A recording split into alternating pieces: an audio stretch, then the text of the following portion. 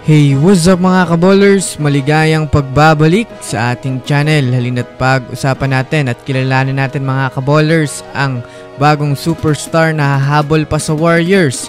At ang balitang nagbanta nga daw mga kaballers si Klay Thompson sa NBA. Tara na't pag-usapan natin yan dito sa Basketball Hot Shots.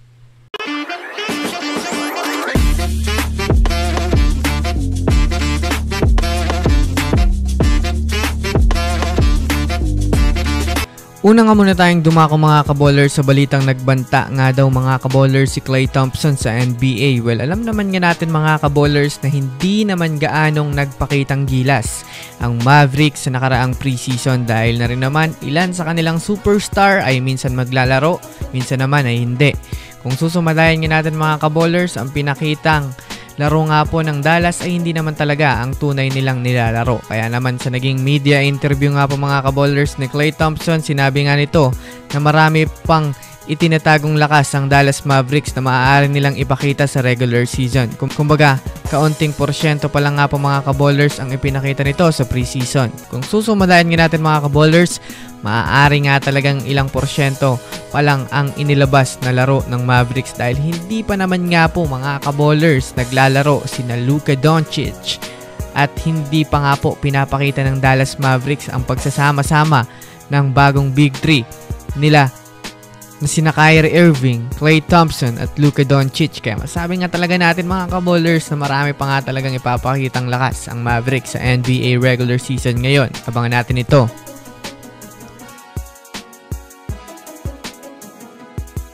Samantala, dumako naman tayo mga kaballers sa superstar na maaaring humabol sa lineup ng Warriors. Well, likas nga po mga kaballers sa ating isipan na walang bagong superstar ang Warriors ngayon. Kaya may malaking porsyento na kapag hindi nga naging maganda ang kampanya nila sa regular season at bumagsak na naman sila sa Western Conference ay malamang sa malamang gagawa sila ng paraan upang mag-improve ang kanilang lineup. Ito nga po mga kaballers ay sa pamamagitan ng pagkuha nila ng panibagong superstar na makakatulong sa kanila.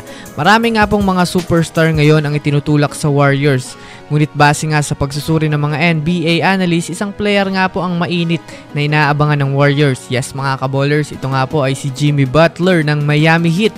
Dahil na rin naman sa napabalita ng nakaraang off-season na gusto nga po mga kaballers ni Joe Lacob kunin itong si Butler next summer. Para nga po sa kaalaman ng lahat, patapos na rin naman nga po mga kaballers ang kontrata nito sa Miami Heat na masasabi natin magiging available na ito.